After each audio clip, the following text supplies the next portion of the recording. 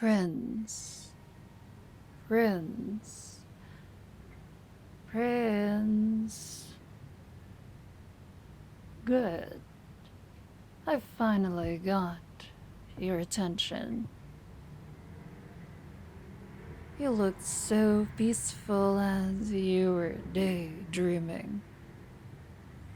But it's getting late, so I need to get you to your room. The queen already went to bed and said to make sure you were well rested for tomorrow. So, how do you want me to carry you today? No, walking on your own is not an option. You know that you are far too important for that. So you either ride on my tail or I pick you up. You have to choose now.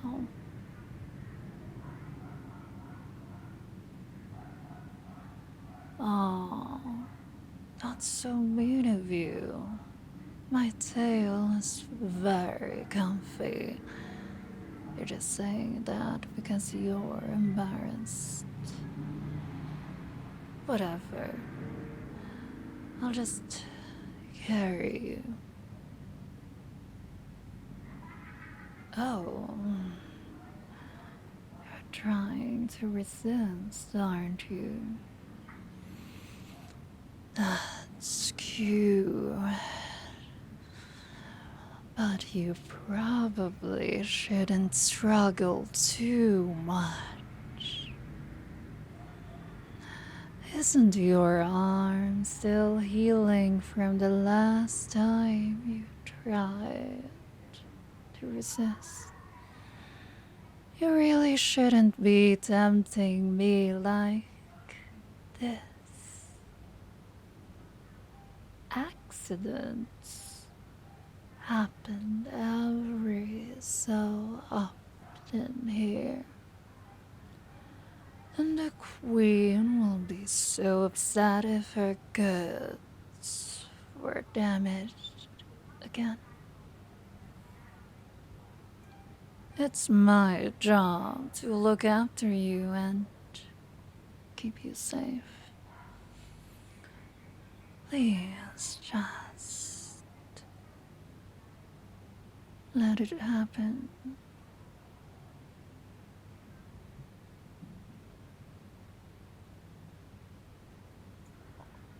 See, that wasn't so bad. I have no idea why you need to make a scene every night. Huh? The labias in the hallway. What about them?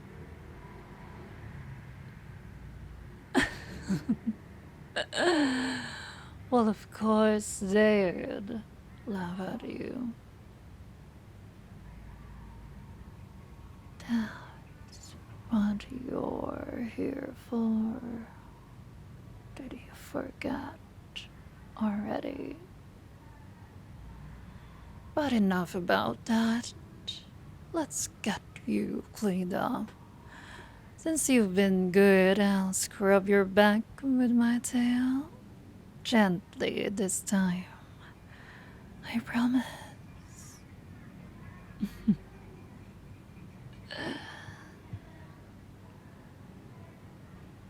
I'm sorry, really. But you have to admit, it was more gentle than usual, right? Well, if your back is really that sore, then all the more reason to get into bed. Here, lay down.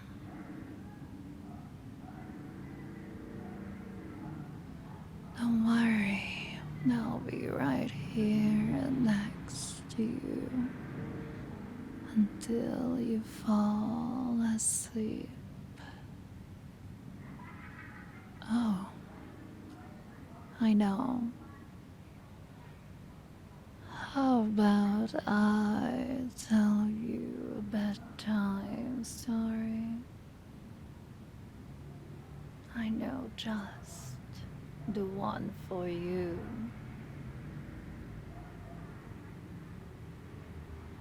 Once upon a time, there was a wise little prince.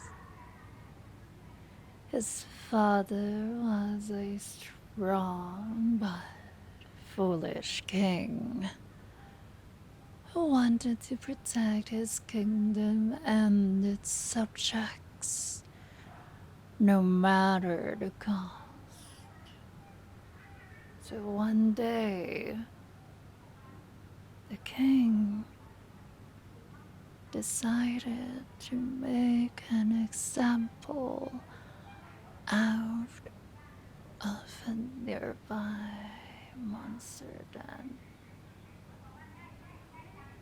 His son, the wise prince, urged him to reconsider,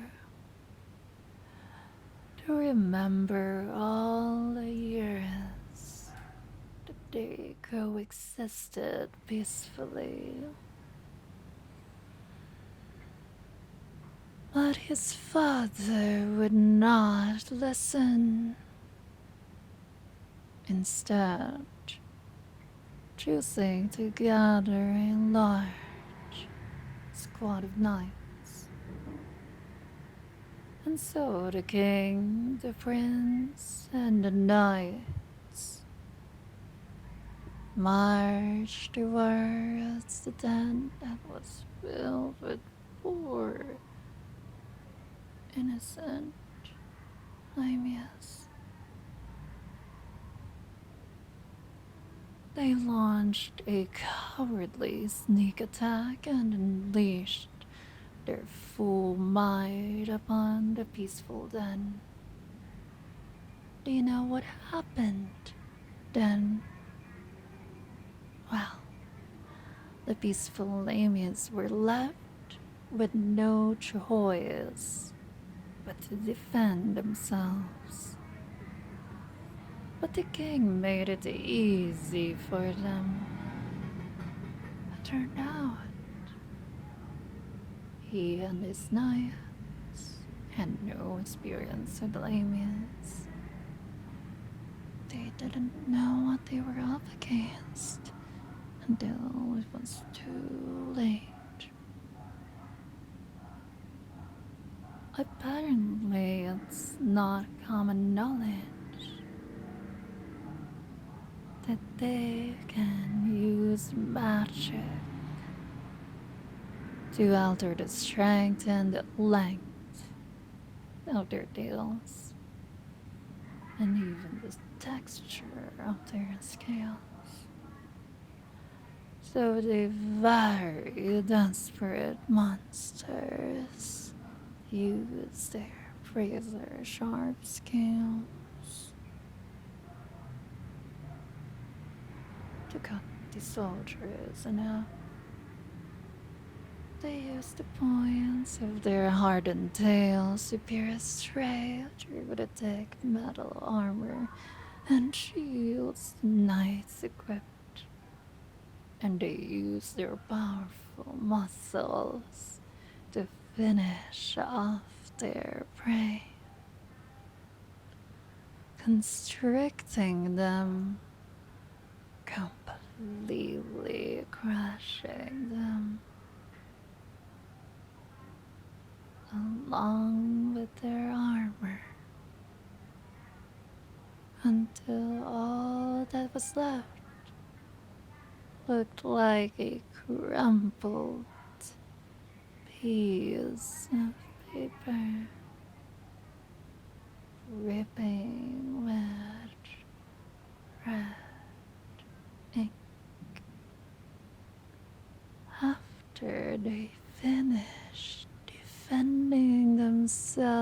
Accidents from all the nights. They focus on the king and prince who they surrounded earlier. Four girls stepped up and flung their tails at the king. They wrapped around his arms and legs and pulled a little until he was hanging off the ground.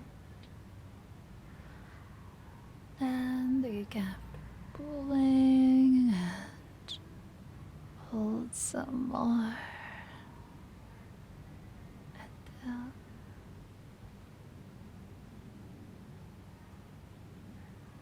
hey, what's wrong? You're shaking.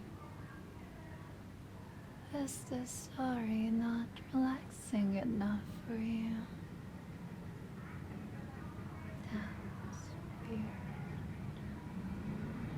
It always put me in a great mood. Just talking about it, I can remember the taste of his Prince and Rain.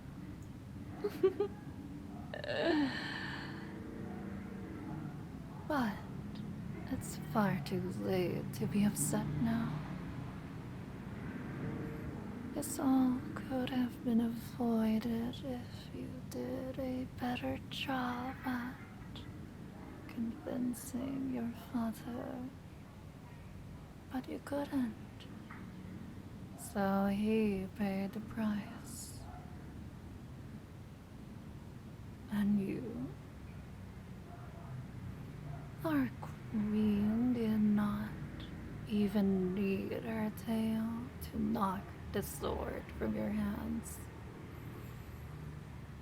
You failed your people. You failed as a prince. The king may be gone, but you were in no position to take his place and lead his kingdom. But despite that, our benevolent queen took pity on you and assumed control of your territories.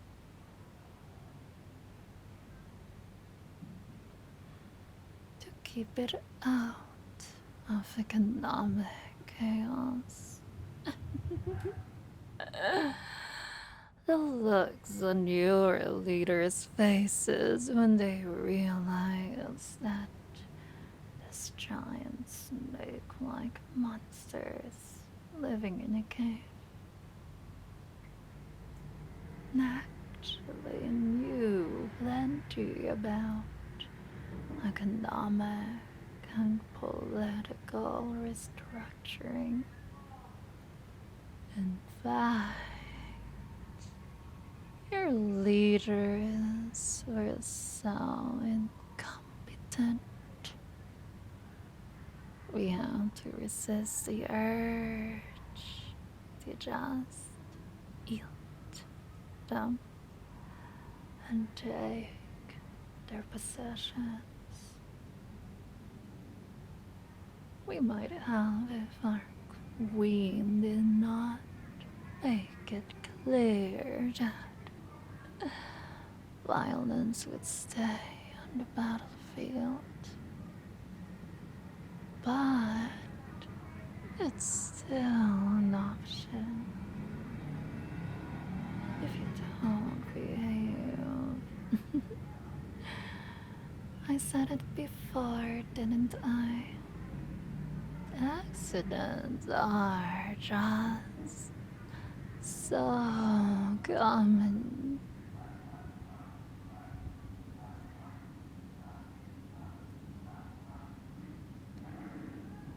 But despite everything you did wrong, our queen still loves you to spend each day at her side, rolling together.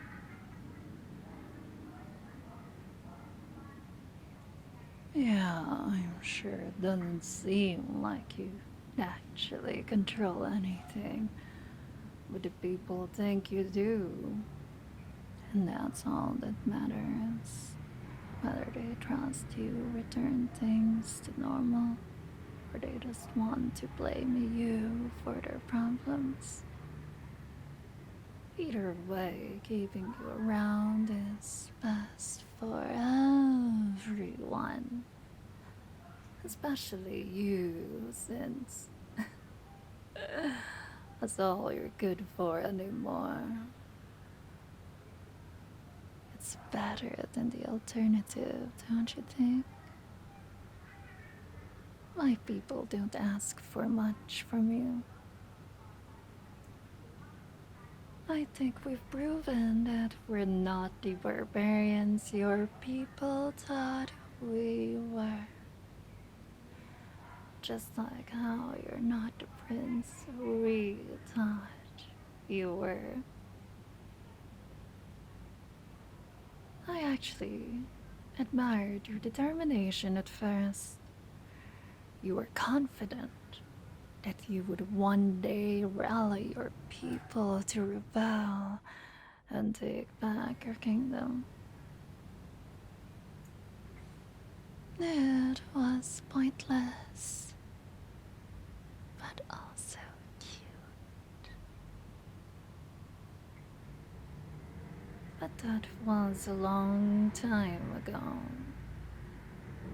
That spark in your eyes has been snuffed out and replaced with a powerful longing.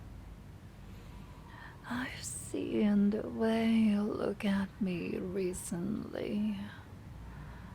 I know just how you really feel. The truth is, you've come to enjoy our time together.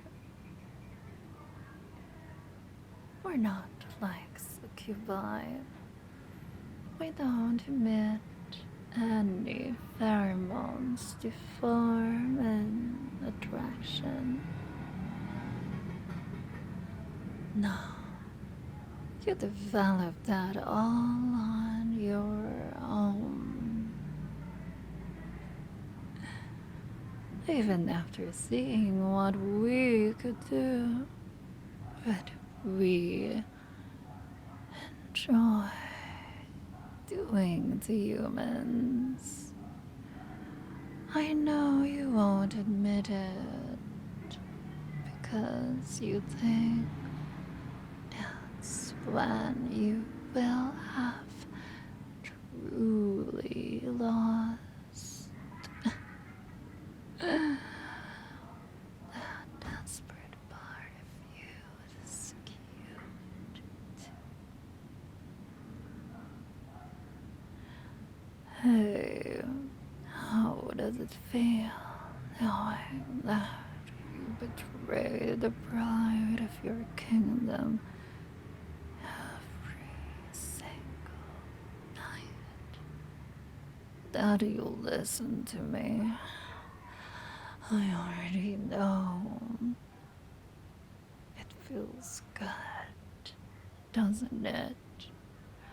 You've discovered a real guilty pleasure, and you can't get enough. You couldn't care any less what happens to your citizens, do you? They're just an excuse at this point. Even if we had our way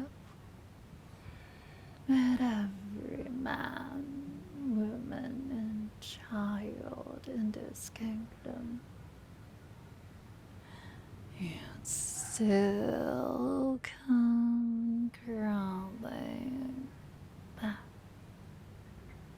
to us, to me.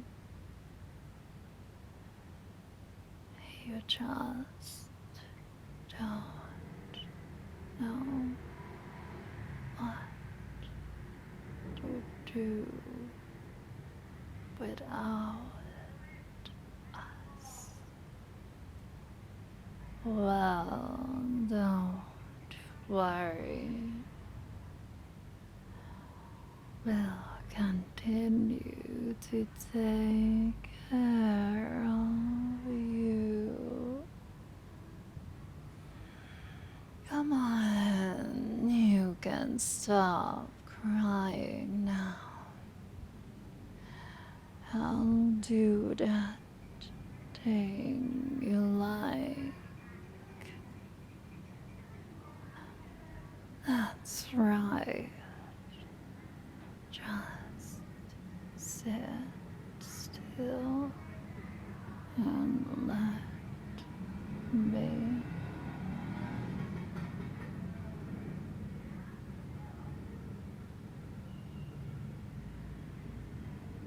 Good. Now you're all coiled up and ready for bed.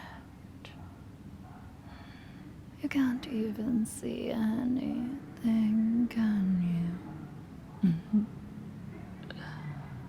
You're out of entirely, completely at my mercy.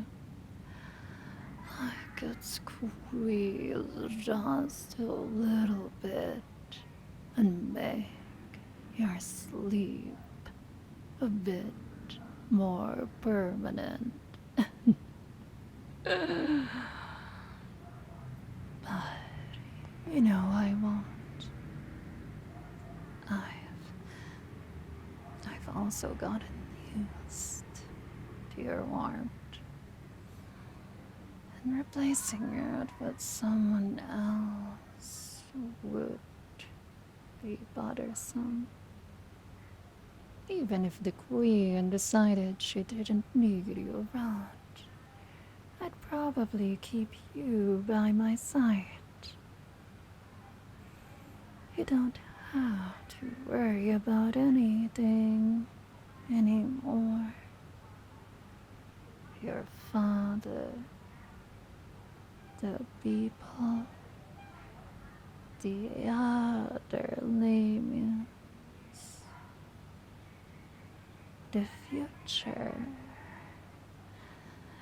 You can leave it to me, because right now, all you have to do is sleep. Good night, my prince.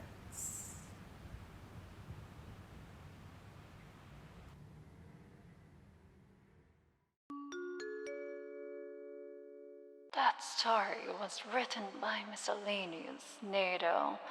If you want more yandere audio, make sure to click here. I happen to have even more Lamia ASMR for you.